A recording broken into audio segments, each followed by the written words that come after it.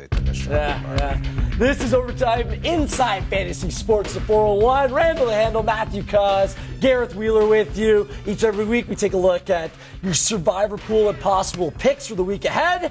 Last week, a whole lot of people probably lost unless you rolled with the Ravens or the Colts. Those late games killed people, Randall. Yeah, that wiped people out, and, road teams are always dangerous. Dallas was at home, but New Orleans and San Diego are on the road. It's always a risky proposition. And what was you mentioned before we went on about a crazy stat about NFC versus NFC teams with the underdogs? Yeah, there's a lot of parity that we talk about, but in the NFC in particular, 19-8 for the dogs in NFC versus NFC teams. Yeah, that's crazy. That's pretty crazy. Well, it's kind of interesting because when you're looking at maybe if you're still alive in your survivor pool, who you might want to go for this week. And the one team that stuck out in my mind was the New York Giants. But according to that statistic, maybe the Detroit Lions can, rear their ugly head and make a game of it, Randall. Well, the Giants are good when they're taking points usually.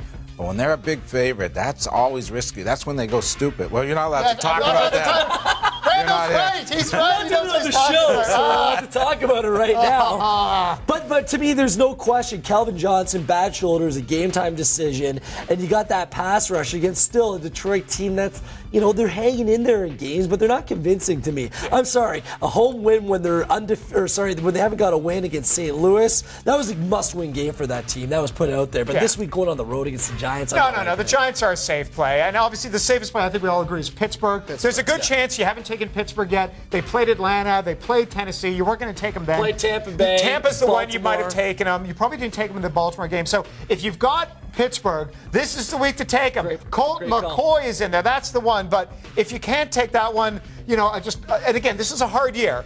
Maybe Chicago. I know that's a dumb pick, but they're playing at home against Seattle. Listen, Seattle's a horrible team on the road. Seattle's actually Randall's best bet in the newspaper. Yeah, but Seattle's going to beat Chicago this week. Yeah, because Seattle's such a great road team. Here's the thing, Randall. There's not a lot of picks. There's not a lot of options out. There's not a lot of options right now out there. So that's why I'm taking Chicago. Who do you like?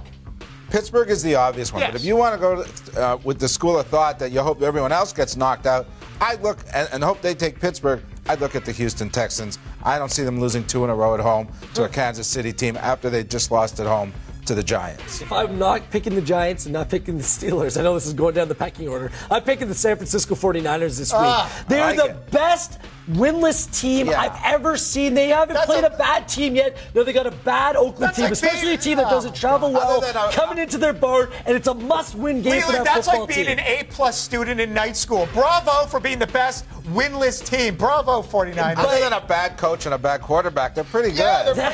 They got a lot of talent on that team. Go to randallthehandle.com for everything in terms of fantasy sports and listen to Randall, Jory, and Steve Rapp on Inside the Lines, 10 a.m. each and every Sunday on the Fan 590.